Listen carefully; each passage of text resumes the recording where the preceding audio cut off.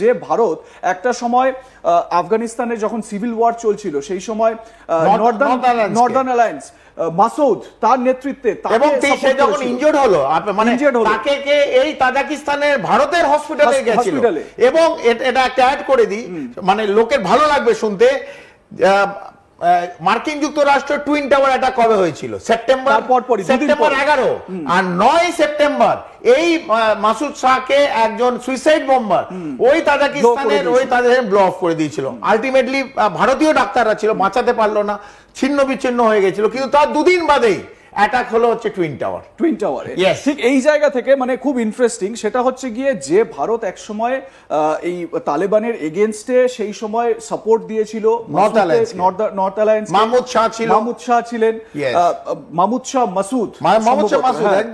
তাকে সহযোগিতা করেছিলেন সেই ভারত এখন তালেবানে যারা সেই মুহূর্তে বলা যেতে পারে ভারত যাদের বিরুদ্ধে ছিল সেই তালেবানের সঙ্গে ভারত এখন দ্বিপাক্ষিক সম্পর্ক এবং আশ্চর্যের বিষয় তালেবান নেতারাও বুঝতে পেরেছেন ভারত ছাড়া তাদের বন্ধু আর কেউ নেই এই মুহূর্তে this is the magic of India আমরা একটা যে ইনক্লুসিভ ইন্ডিয়া একটা বৃহত্তম দেশে আছি আমরা সবাই we are hugely lucky that we are born in India আমরা এখানে জন্মগ্রহণ করেছি this is the magic of India Bharat যেখানে যায় সে ভারত দখল আজকে না হাজার হাজার বছর করে যেখানে পা রেখেছে সেইখানে ভারতের মহিমা ছড়িয়ে গেছে সেটা কূটনীতি হোক অথবা মিলিটারি হোক সামরিক জায়গায় হোক ভারত কিন্তু তার নিজের বিস্তার করে চলেছে এবং আপনি যেটা বারবার দেখাচ্ছেন যেটা আমরা স্ক্রিনে দেখছি এই বাগরামে যদি আমরা কোনো সময় আমাদের ল্যান্ড করে সুখোই ল্যান্ড করে রাফাল ল্যান্ড করে আমাদের ড্রোন ল্যান্ড করে আমাদের যদি মিসাইলস ল্যান্ড করে ওখানে মিসাইলস রাখা হয় তাহলে পাকিস্তানে আমার মনে হয় পাকিস্তানের যারা ইসলামাবাদ জিএইচকিউতে আছে অথবা লাহোরে যারা আছে তাদের আমার মনে হয় স্বপন তাদের কিন্তু ঘুম উড়ে যাবে তাদের কোন দিকে তারা সৈন্য রাখবে তাদের পশ্চিম না পূর্ব দিকে রাখবে আমার মনে হয় তাদের নতুন ভাবে স্ট্র্যাটেজি আবার ড্র করতে হবে তারা ভাবছিল বাংলাদেশে হেল্প করে ভারতকে পূর্ব সাইডে চেপে দিতে পারবে তারা ভাবছিল ভারতকে এই পাকিস্তান বাংলাদেশ মার্কিন যুক্তরাষ্ট্র একসঙ্গে হয়ে ভারতের পূর্ব যে ছোট ছোট রাজ্যগুলো আছে সেগুলো চেপে দিতে হবে ভারত কিন্তু অন্যদিকে যদি চেপে দেয় ভারত যদি পাখতুয়ানার দিক থেকে ঢুকতে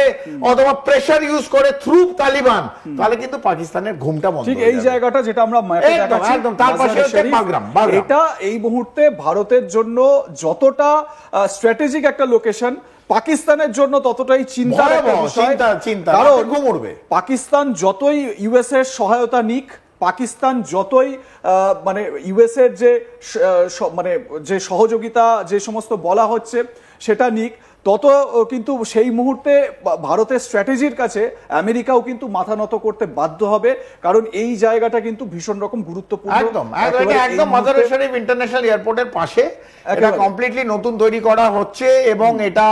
আবার রিবিল্ড হচ্ছে এখানে যদি ভারত চলে আসে যেটা আপনি দেখাচ্ছেন প্রথমে আবার ওই ম্যাপে ভারত যদি এই আফগানিস্তানে বাগরামের কাছে কাবুলের কাছে যদি আবার নেয় এই কমপ্লিট মধ্য এশিয়া কিন্তু ভারতের আবার একটা ব্যালেন্স কন্ট্রোলে আসবে বিশেষ করে পাকিস্তানের ঘুম উড়ে যাবে চায়নার ঘুম উড়ে যাবে এবং মার্কিন যুক্তরাষ্ট্র যেটা বাংলাদেশকে ইউজ করে ভারতকে চাপার চেষ্টা করছে সেটা যেন এই দিক থেকে না চেপে যায় এদের এখান থেকে ল্যাচ গুটিয়ে পালাতে হবে একেবারে এবং এই জায়গা থেকে মানে আপনি বাংলাদেশ নিয়ে আলাদা করে বললেন আমি আসবো এই বিষয়টায় সেটা হচ্ছে দেখুন এই হচ্ছে আফগানিস্তান আমরা যদি ভারতের মানে যে অপশনস গুলোর কথা বলি তাহলে এই অপশনস গুলোর মধ্যে কি ইরানকেও ধরা যায় কারণ আমরা দেখেছি ইরানের সঙ্গে ভারতের যে দ্বিপাক্ষিক সম্পর্ক সেটা একটা সুন্দর সম্পর্ক আমি এটা বলছি না যে ভীষণ রকম ভালো সম্পর্ক কিন্তু ইরান আমরা দেখেছি বিভিন্ন সময় ভারতকে সাপোর্ট করেছে ইরান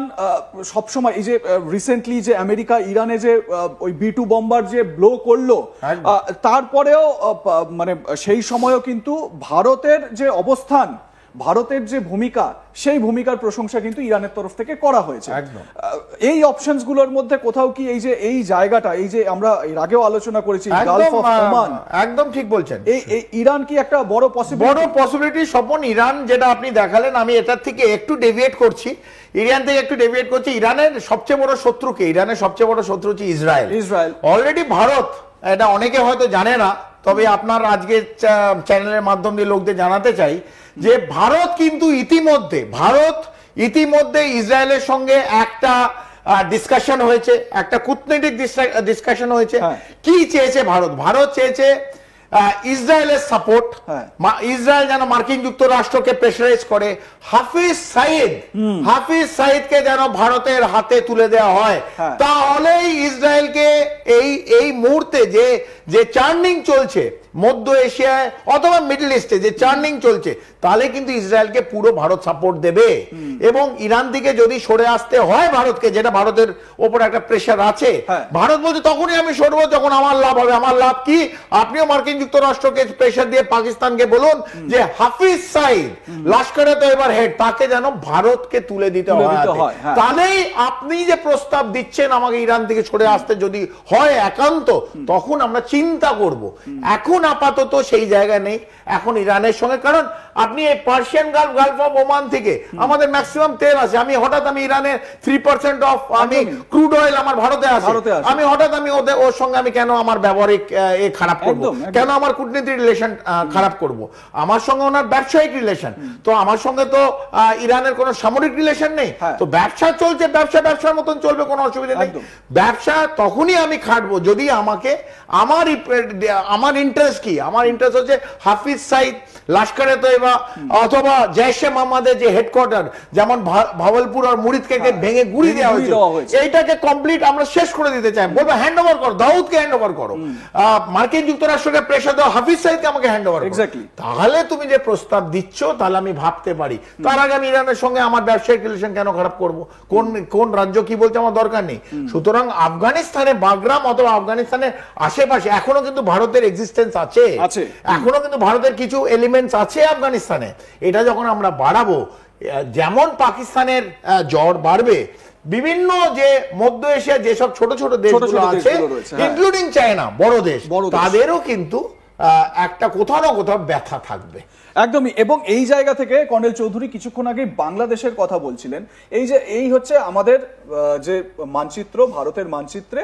বাংলাদেশ একেবারে ভারতের একটা জায়গায়, ভারতের কোলের মধ্যে বসে রয়েছে। তো এই জায়গা থেকে আমরা দেখতে পাচ্ছি রিসেন্ট যে আপডেটগুলো আমরা দেখতে পাচ্ছি, কি দেখলাম? আমরা দেখতে পেলাম যিনি পাকিস্তানি জেনারেল শামশাদ, তিনি এসেছিলেন, তার সামনে ওই আর্ট অফ ট্রায়াম্প একটা বই তুলে দিলেন মোহাম্মদ ইউনুস। বাংলাদেশ নিউ ডন, নিউ ডন এরকম ভাবে দেখানোর চেষ্টা করা হচ্ছে। মানে তিনি ওই ইসলামিক দেশের, এই রিজিয়নের ইসলামিক দেশের মাসিহা বোঝাতে চাইছেন নিজেকে। যাই হোক, সেটা একটা কারণ এই কমপ্লিট এই রাজ্যগুলোকে ঢুকিয়ে নিয়েছে। আমার কথা হচ্ছে যে এই জায়গায়, মানে যদি আমরা আরেকটু এলাবোরেটলি দেখি ম্যাপটাকে, যদি এই আফগানিস্তান, মানে তাজিকিস্তান থেকে আফগানিস্তান, শুধু এই মুহূর্তে যদি আফগানিস্তানের ওপর ভারতের যা প্রভাব, সেই প্রভাব যদি আরেকটু বাড়ে, তাহলে বাংলাদেশে কিভাবে আমেরিকার প্রভাবটা কমতে পারে।